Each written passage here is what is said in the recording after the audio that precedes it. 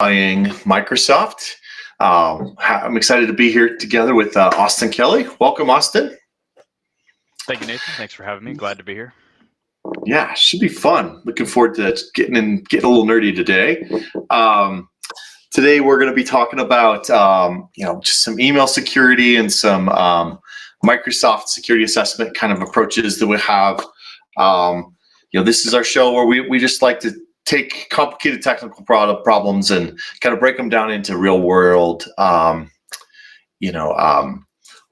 conversations, and looking forward to having this conversation. So today we're going to start with the topic of DMARC, which is one of those multi-letter acronyms that us nerds like so much. So Austin, what can you tell us about DMARC and what we're looking at today? Yeah, no, great question. So for starters, DMARC stands for Domain-Based Message Authentication Reporting and Conformance. And essentially, really what that is just an email security protocol, right?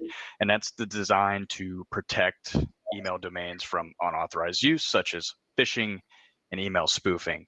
And we know that Google and Yahoo are enforcing DMARC policy. So if you don't have DMARC configured and in place, there's a chance that your email is not going to get to the individual that you're sending it to. And in today's day and age, that can be very effective, or it'll affect your day-to-day severely if you're sending emails and maybe you don't even know that the person you're sending to is not receiving them. So pretty important stuff to know.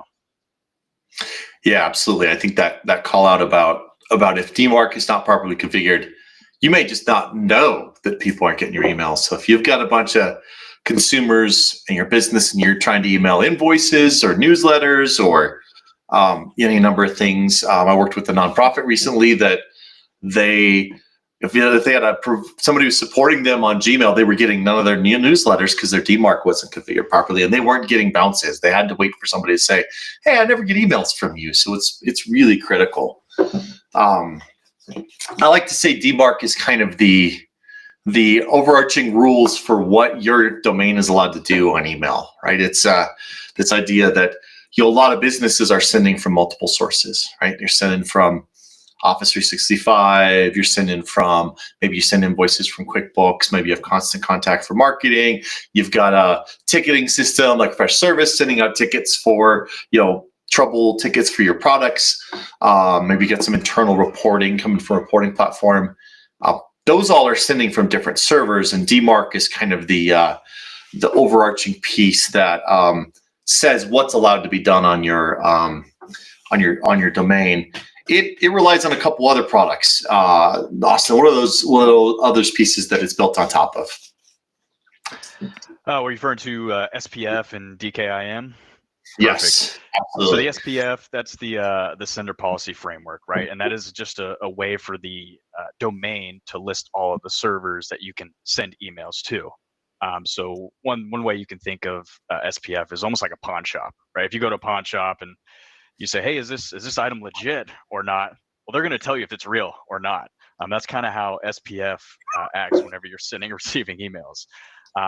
On the other side, you have DKIM, which essentially that is the domain owner's a way to kind of sign those emails from that domain. And it's comparable to a digital signature, right? So that digital signature is going to verify that the email came from that specific domain. Yeah, absolutely. I love that illustration of the pawn shop. I was not prepared for that. That's really good. It's good. I think it's critical. It's one of those pieces that, like you said, it's the list of who can send as me, and then it's a way for the receiver with the DKIM to take a look at that email and say, is this signature real? Was this digitally signed? And really important pieces. And DMARC is really designed to confirm what to do when an email falls outside of that. So if you get an email from a sender and they say, "Oh, is this sender allowed?" Yep, Office 365 is on the SPF list. Then it also can check the DKIM on that email and say, "Oh, it's also signed." It really starts to build kind of that mindset of whether you have like how valid is that email, kind of the confidence that you have in whether this is a spam email or legitimate email. And like you said, with the incredible rise of spam in the world, receivers like Google and Yahoo just got to the point where they're like, if you don't have a DMARC policy, then we just don't want your mail. And so what I want to demo now is just, how we kind of can review that. If you wanted to go check if you have a DMARC record, this is publicly available data. And so let me get my screen going here. Oh, perfect. I can share this window. So there's some freely available tools where we can do this. So in this case, it's a tool called MX Toolbox. And so you can go to MX Toolbox. Anybody can log into that tool, and you put in your domain and you can do an MX lookup. And this just tells you where your mail is going to go. This is the mail server that's going to receive your email. But we can come here and we can scroll through all these records, and a lot of this stuff is really nerdy.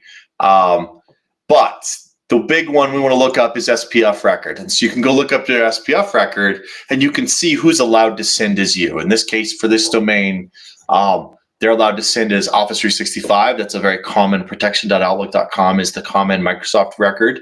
And then they're also able to send exclaimers, so marketing emails. And it has a hard fail. This -all says hard fail. So if it's outside of those two, you shouldn't trust it. So this is kind of a message from this domain to all the mail servers out there about its opinion on who can send as it. Then we can go look up a DMARC record here, because these are just publicly published DNS records. And this says, hey, we have DMARC, and the policy is that which should be quarantined. So if something fails, either SPF or DMARC, quarantine it when you receive it. So put it into that junk folder. You can set different policies here under the DMARC policy. The DMARC policy can get pretty complex. You can say, hey, send a notice to this address so that the sender knows what's happening.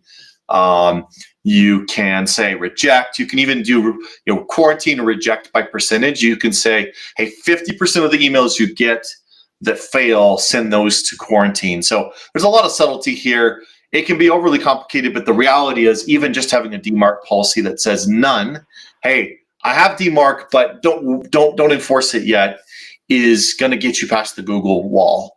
They will allow your mail to flow, even if your policy says none, because you've done the work to say, I at least understand DMARC, I have SPF, I have DKIM, and I'm working towards getting this built out. Yeah, this is a really great tool. I mean, because if you're assuming that your emails aren't going through, or maybe you think they're being marked as spam, you're not sure, this is a great tool to look that up. And Nathan, it's funny, a lot of times we'll review this with our clients, and they'll ask, where'd you get this information? I didn't know this was public. And it's like, yeah, it's out there. You just got to know about it, and it's extremely useful for situations just like this. Absolutely. If you're a larger org, and we have an org we've worked with in the past, and they send email to about 700,000 people. They have a large subscriber base, and email is one of their critical ways of interacting with their teams. Then you're going to want to take it even a step further and build out a DMARC reporting tool, which we have access to some solutions for that. And what those tools do is they take all those reports and they aggregate them into a report document, so that you can see what kind of volume is being sent from which senders under your domain, and are they getting through? Are they signed? Are they passing SPF? Are they passing DMARC? And for a lot of our smaller businesses, just having these policies dialed in right is enough. But if you have your business critical email, you're really it's really important that your users are getting your email. One of those DMARC reporting solutions can really go a long ways to giving you the confidence that your email's getting through. Do you understand any issues? Because there are times where you've got your DMARC all dialed in, you got your DKIM squared away, and then Exclaimer changes a policy on their site and they have new DKIM keys, and you don't know about it because you're not watching your records. All of a sudden, all your marketing mail is now going to the trash because it's not passing that signing. These tools can be really helpful for seeing that reporting and really making sure you know who's sending as you, and give you confidence to maybe raise this DMARC enforcement to a quarantine or even just a reject. Hey, if it doesn't pass DMARC, reject it. And that gives the receivers even more confidence to see your legitimate mail as legitimate, because that's coming through. So Austin, when we work with the customer on this and they're like, oh yeah, I don't have a DMARC record or my DMARC is a mess, what do we tend to offer to help them through this process? Our first recommendation would be one, we want to look at the licensing, right? What licensing do you have in place in terms of Microsoft, and and see if they're using Defender for Office 365, because Defender Office 365 that's the security solution that's going to protect your email, protect your SharePoint, protect your Teams, etc. And one of the action items or deliverables that we complete during our Microsoft Defender configuration is enforcing DNS, SPF, DKIM, and DMARC, right? So that's something we'll do on your behalf. And with MDO, you get, it reviews your safe links, the attachments. It does threat investigation response. There's anti-phishing, anti-spam. There's real-time detection. So more than just your DMARC and DKIM, you're getting additional security on top of that. That's really going to protect your organization and your Microsoft tenant as a whole. Yeah, it really covers the inbound and outbound email. Then we're making sure your outbound email is properly authenticated, and then your inbound email, we're paying attention to these same variables on people sending us, right? Is there DMARC, DKIM? What's the likelihood of there being a problem with their email? The safe links technology is amazing. Where that link in your email, the second your user clicks on it is when it gets scanned, not when it's sent, not a week ago, but now at time of click. Because it's a common attack vector where they'll send a clean link and then redirect it later to something that's got a payload. And so that Defender for 365 project is a great way to go. And as you said, we do cover DMARC as part of that. Make sure you're dialed in and able to successfully send to senders like Google and Yahoo. And they're not the only ones. Even Microsoft may not be hard failing if you don't have DMARC dialed in, but if you don't have a DMARC record, if you don't have DKIM, that automatically lowers your spam confidence level quite a bit on legitimate email. So it's really critical. Another thing we've seen recently is that even if you do fix your Google, your DMARC, you also need to then have that time with Google where you've been sending legitimate email and they start to trust you. They're slow to just go, oh, you fixed your DMARC, great, we'll let you through. They're very cautious on who they trust. So it's important to get it dialed in and to get some good legitimate mail flow and really train those filters that you've actually figured out your email security. So great opportunity to improve a really critical piece of most companies' interaction with their customers and their vendors. Awesome. Well, a thing we often, tie into this is our 365 security assessment. Austin, talk to me about, why people are coming to us for 365 security assessments. Yeah, that's a great question. I'm actually working with a client right now whose team is primarily composed of salespeople, right? And that can cause its challenges when it comes to IT, right? So, and managing their internal IT is something that has taken a hit. Especially with some of the requirements that they have on the compliance side, because their sales team is focused on selling and not supporting internal systems. That's when they come to us and say, we want to identify gaps, right? We want to see where we can improve our security, what policies we can enforce, things of that nature. So that's one reason, right? Their sales teams are not able to support their internal IT. Maybe they've also experienced phishing or spoofing before, right? So that's just one of those things where you get one of those, you start to worry, that you're being targeted, and that's when people are like, hey, let's think about an assessment. We need to see where we can improve.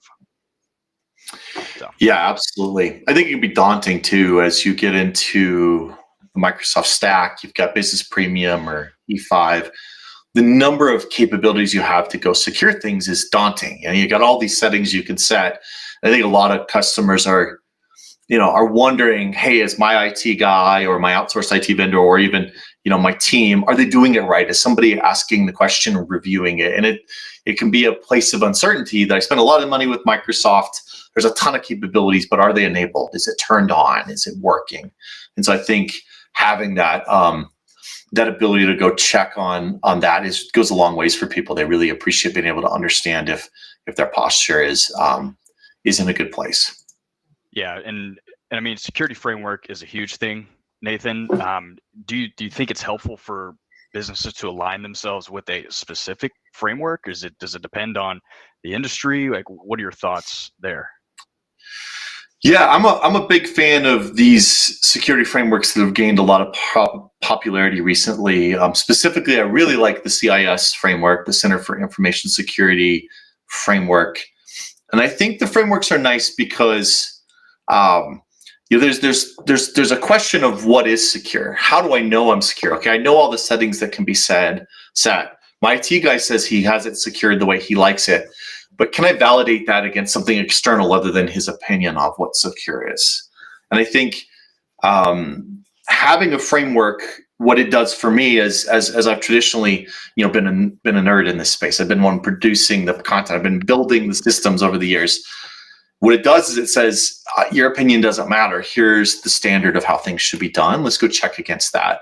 And that's confidence inspiring even for me as the person checking the boxes to know that I'm aligning to something beyond my opinion. And the frameworks give you kind of a broader perspective, even beyond Office 365. They start to ask questions about documentation and policy and double checking your work. Okay, you set the product, the settings right once, but how often you go check to see if it's still set properly? Nobody's messed with it. And so the frameworks are really valuable.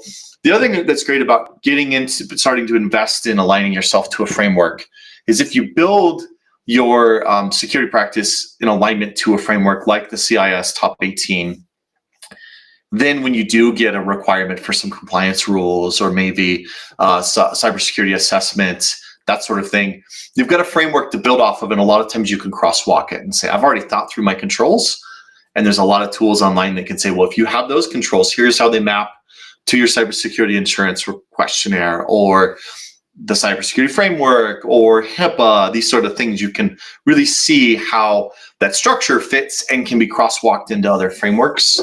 The reason I love the CIS 18 is that it is approachable. Some of these frameworks like this cybersecurity framework from NIST or HIPAA can be very high-level, technical, nerdy, theoretical security posture management tools. And it's great. It's really well thought out and thinks about it from these really big, like detect, respond, remediate, governance mindsets. And if you're a security professional that's all you do, you have to think that way. But for most of our small businesses, we need a pragmatic approach. And CIS 18 is great because it starts with, do you know where all your devices and users and apps and data are? Because we can't talk about security policies until we know where our stuff is. And then let's start with the basics of, do we have policies? Do we have, MFA? Do we have some of these basics? I don't need to be thinking about a pen test until control 16, 17, 18. I need to start with just the basics of, do I know where all my devices are? And do I enforce basic security controls on them? And so it's a really approachable framework. Makes sense. Yep. So let's go ahead and take a look at our tool. We are, I need to click a different button here. We have a tool we like to use to do our security assessments, and I want to walk everybody through that. I think it's helpful to see kind of what we are looking at with our assessment. I think this tool really gives a quick, high-level overview of the security. And so, it starts here with, this is our demo tenant, our super secret Squirrel Technologies customer here. And because it's a demo tenant, there's not a lot of users or data. So keep that in mind. If you have 50 or 500 users in here, the data is much richer, but it's still valuable. So the first thing it does is it pulls up Microsoft Secure Score, which has kind of been around for almost a decade now, of Microsoft just saying, hey, dial in some of these basic controls. And so you can see here I have a pretty low score on this tenant. There's a lot of the security controls I don't have turned on. This is useful just to kind of get yourself a barometer of the security of a Microsoft tenant. And it often will help you catch settings that you should have turned on. But there's also some of the settings that those of us in the industry go, well, I think it's silly that you give such a high score to that, but agree with that. So I think it's a nice measuring stick, but not necessarily the thing you should make all your decisions based off of. Next, they have a lot of data about what you're likely to be questioned about in your in your cybersecurity insurance discussions, because they are starting to really ask more specific questions on those renewals. A lot of that is really around them quantifying their risk, right? They're trying to build you as a customer into their actuarial table so they can understand the risk they're taking on with your business. And so they're looking at critical things like, do you have MFA? It's just, you got to have it in order to be secure today. Do you have a backup? If your data gets stolen or encrypted, can you recover? Are you patching things so you're staying ahead of 0-day flaws? Do you have not just antivirus, but EDR? And the difference is just antivirus is looking for, known payloads and executables and things that are malicious. EDR is more behavior-based and watching for, hey, this app I've never seen before is doing things that are consistent with threat actors. Are you doing security awareness training? Do you have a basic firewall on? Are you doing email security? So kind of full circle. So this is a high level, and we can click into each of these and kind of dig into those, but we'll cover that below. We have that CIS framework I talked about. So the CIS 8.1. The other cool thing about the CIS 18 is not only is it broken up into 18 different security areas, but it's broken up into implementation groups. So the idea is start with IG1, implementation group 1, do the basic controls on there, then move on to IG2 so you can raise your security posture over time to a much more secure level, but you don't have to go implement all the controls all at once. And this gives you a nice baseline. And I think this is also nice for doing some historical analysis. Hey, we went and did a review. We improved a bunch of stuff. Look where we've grown our secure score here.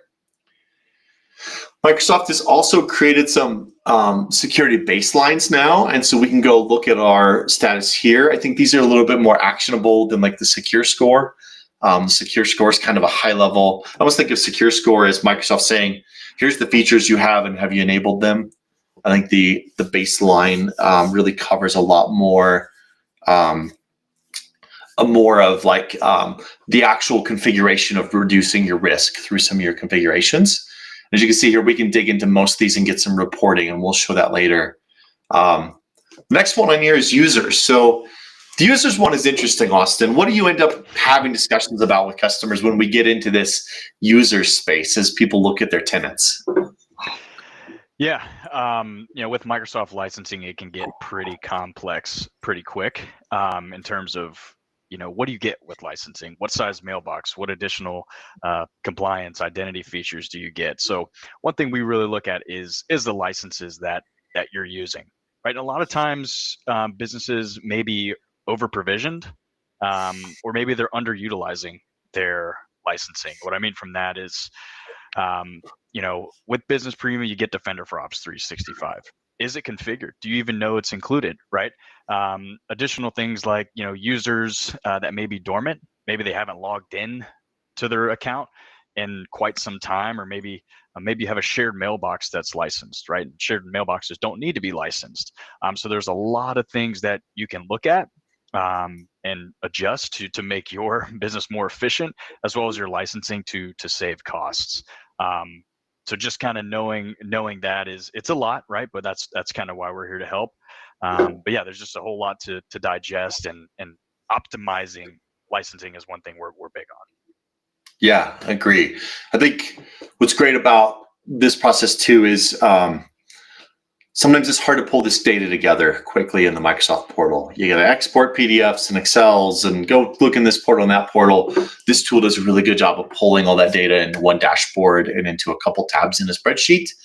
And I think that's really helpful. It's pulling out MFA data. It's talking about even the different strengths of MFA you can use. We don't really want to be using SMS MFA anymore. It's T-Mobile gets hacked on a weekly basis. So your SMS through T-Mobile is just not that secure. It's not that safe. We had a recent article about how a certain foreign entity may have had access to the core telephone system in America for a long time, which means they could have intercepted any MFA tokens they wanted. So there's a lot of really good data here for really pragmatically improving your security. And like you said, cleaning up those old inactive users, dormant users here. We got one here, hasn't logged in 255 days. Threat actors love those accounts because it gives them a place to just kind of live in the environment as a entity and just watch and listen and learn. And so killing off those inactive accounts is a really critical step in tightening up your security, and will be often in any sort of security assessment. Hey, are you cleaning up your data? We're back to email. So Austin, talk us through what you're seeing here and how that fits with our Defender for Office 365 product to dial all these features in. Yeah, so like I said about Defender for Office 365, the first thing we kind of do is a discovery session, right, to see what's currently configured, what's not configured, and there are a variety of policies within Defender, right? There's the spam filter solution, there's the anti-phishing, anti-malware. Depending on the severity of how you kind of want it set up, we can configure it as needed from there. So if some emails are getting through, some links are getting through, well, we can turn up the aggression on those policies just to tighten things up a bit there. And that's something we'll do with you during our Defender for Office 365 configuration. It's kind of like a walkthrough or step-by-step where we are walking through what the policies are, what we're configuring, and reviewing that with you to make sure it's up to your standard as well. Love it. And down here, you can see we've got these 6 check boxes. That DMARC, DKIM, SPF falls under this domain authentication. This really indicating DKIM, but it's part of our process to dial that in. Your inbound spam, getting phishing, spam, safe links turned on, attachment filtering, and then just kind of cleaning up, examining those attachments for malware. Critical stuff that often we get into tenants and they have access to these functionalities, but they're not enabled properly. So it's critical to go review that. So next section we have is devices. And this really leans into 2 big areas. Most of the time in tenants, Microsoft is able to have a lot of visibility into Windows and Mac endpoints, so kind of full desktop environments through Intune, and also into mobile devices, Android and iOS devices through MDM.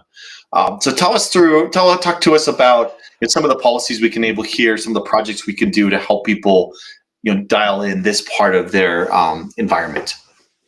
Right. No, absolutely. Obviously, one solution that comes to mind is Intune Endpoint Manager, and essentially that is Microsoft's mobile device management, mobile application management solution that really helps you secure your devices, your applications, and your data as a whole.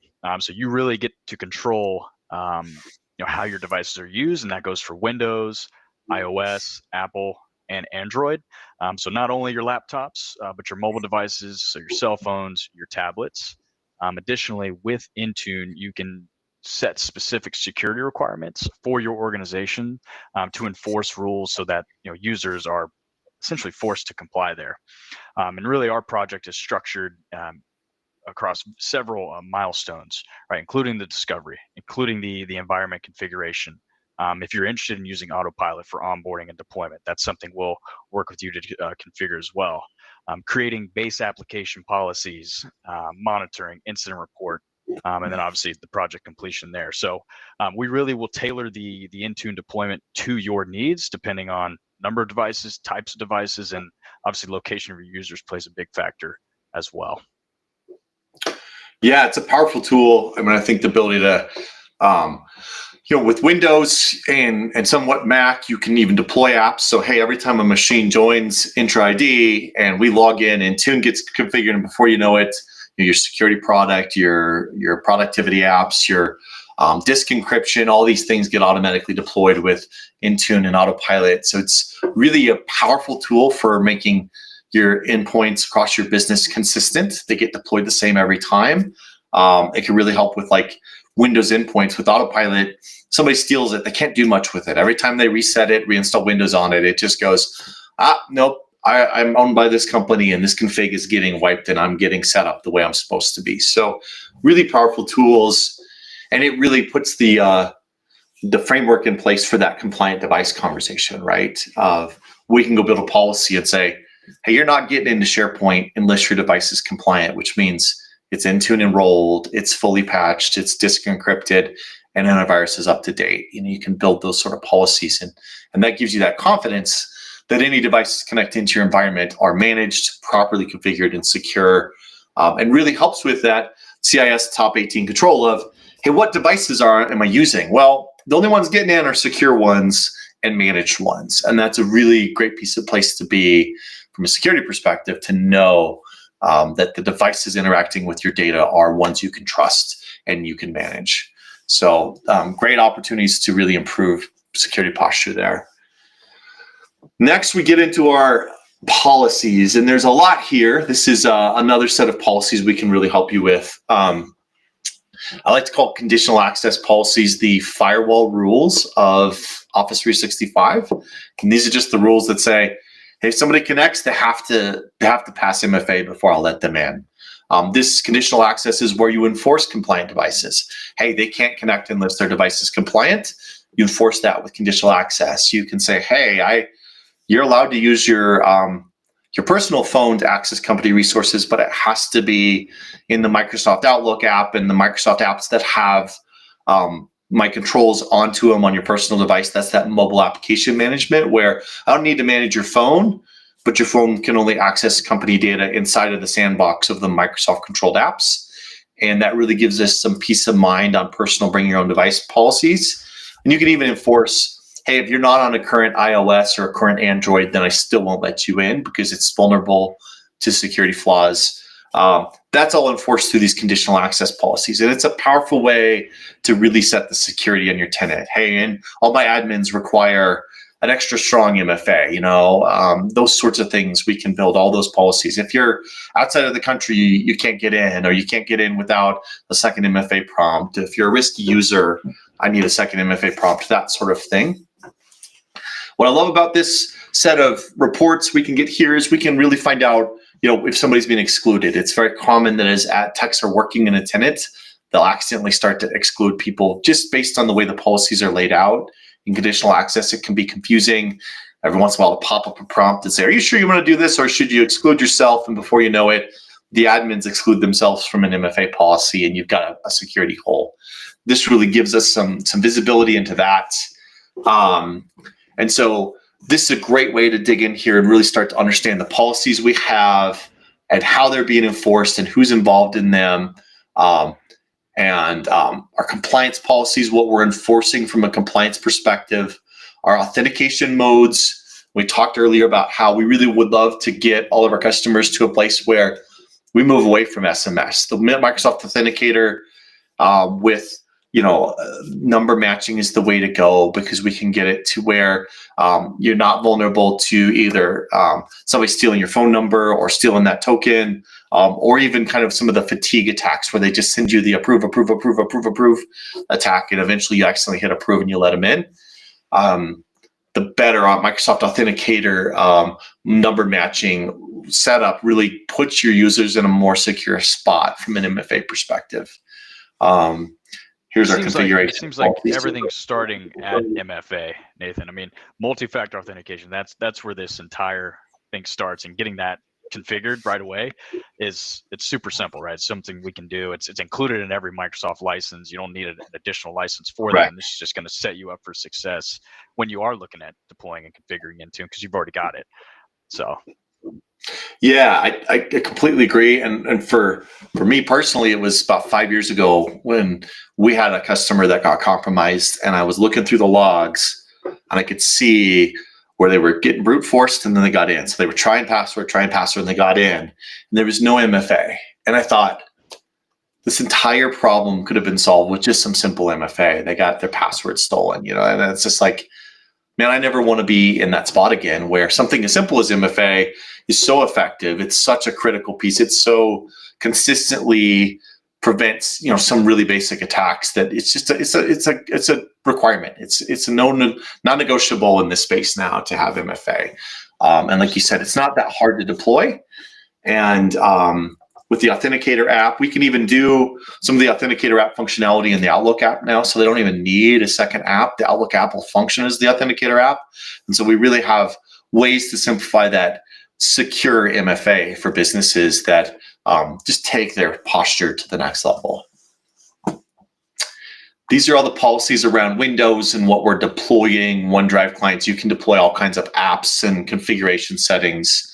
And here's some excluded users on the policy. So we really have an opportunity to see some things here. These Teams file sharing settings are critical. Are you allowing some of these third-party apps? It's important to know for just data governance. The same with the external access settings. So we love this tool because it allows us to really go through, pull all kinds of helpful data, and really get a quick feel for the posture of a tenant, and really define some projects we can do, whether that's a Defender for 365 configuration, an Intune policy project, a conditional access project. And then the great thing about this tool is I can give you additional data. We can dig in here and we can start to see, like, where are you with the spider web graph on the CIS 18. In this case, we've got a ways to go. Most tenants are going to be much better shape. This is a pretty vanilla tenant. Again, we can crosswalk that over to the cybersecurity framework, which is a common security framework. All that user data we showed earlier.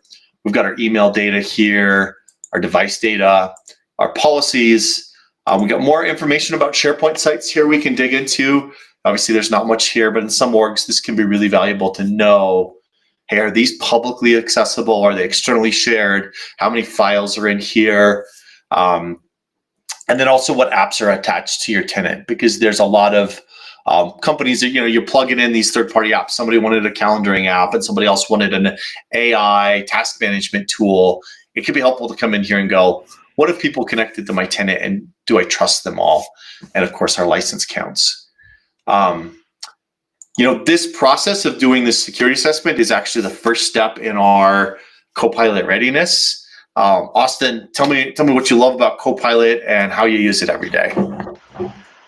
Yeah, so Copilot for Microsoft 365, that's the AI tool that's been the buzz for the last year, it feels like.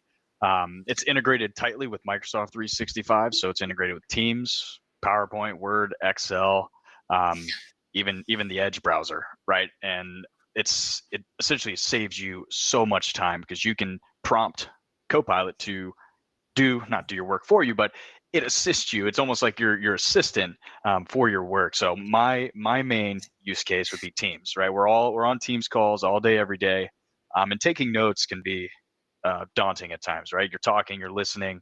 Well, Copilot does that for you within Microsoft Teams, and it actually gets down to the point where it identifies the individual who is speaking, their tone, and exactly what they said, and you can summarize that meeting after the meeting in a recap form, and obviously you have that there. Again, if you're an Excel junkie, you want to put together some formulas, Copilot's a great way to assist you with that too. So very, very efficient, very productive using tool, and it saves hours out of my day just using Copilot. Yeah, I very much agree. It's a powerful tool. Some of the features I like, in addition to things you've talked about that I use all the time, the meeting recap's amazing. The ability to use it kind of as a replacement for search, ask it questions. Hey, Austin and I had an email back and forth about a client that needed these 5 licenses. Can you find it? And I can ask that question in natural language, and it'll go say, oh yeah, you had a conversation last week about this customer. Here's the emails.